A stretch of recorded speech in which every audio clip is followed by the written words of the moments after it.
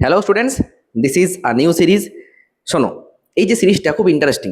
প্রত্যেকটা সিরিজে একটা করে নিউ কনসেপ্ট থাকবে, একটা করে নিউ কোয়েশ্চেন থাকবে। সেটা ক্লাস 11, ক্লাস 12, ক্লাস 9 বা ক্লাস 10 হোক, যাই হোক না কেন। তো লেখা থাকবে টাইটেলে যে কোন ক্লাসের, ক্লাস 12 সেমিস্টার 3 এরকম করে লেখা থাকবে।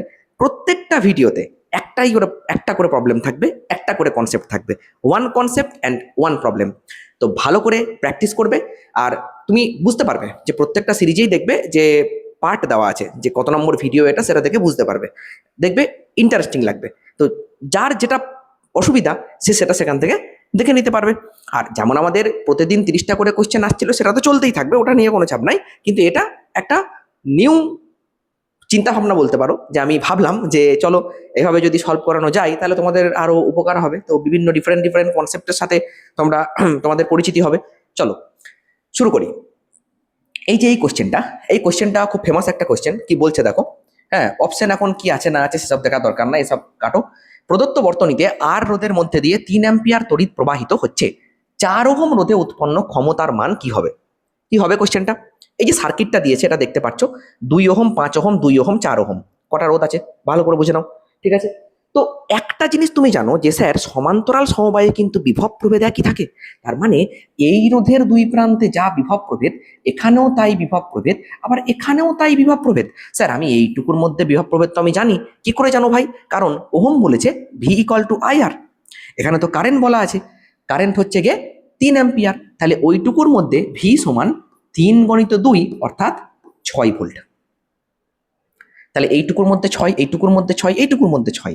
তাহলে এই দুটো পয়েন্টের মধ্যে যদি 6 ভোল্ট থাকে, তাহলে এখানে কারেন্ট কত যাচ্ছে? এখানে কারেন্ট আমি যদি এটাকে I1 নিই, তাহলে তুমি বলতে পারো যে I1 সমান স্যার V/R। তাহলে ভি কত? 6, আর আর 2 আর 4 6, তাহলে 6 6 1 অ্যাম্পিয়ার। তাহলে এই সার্কিটের মধ্যে দিয়ে স্যার 1 অ্যাম্পিয়ার কারেন্ট যাচ্ছে।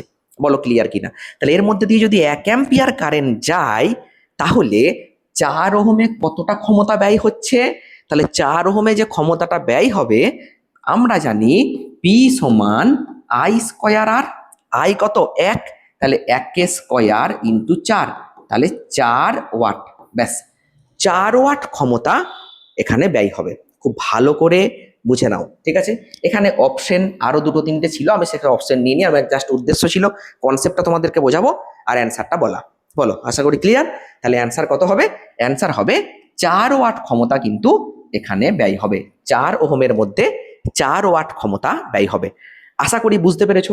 তো এই ধরনের এক একটা ভিডিওতে আমি এক একটা কনসেপ্ট তোমাদের ক্লিয়ার করব, আর সেখান থেকে একটা করে এমসিকিউ করাবো। তাহলে বুঝতে পারছো যে তোমাদের কত রকমের প্রবলেমের সাথে পরিচিতি হবে। ভালো লাগলে কমেন্ট করবে, লাইক করবে, শেয়ার করবে। আর কমন গ্রুপে না থাকলে কমন গ্রুপে জয়েন হয়ে যাবে। ভালো থেকো, সুস্থ থেকো।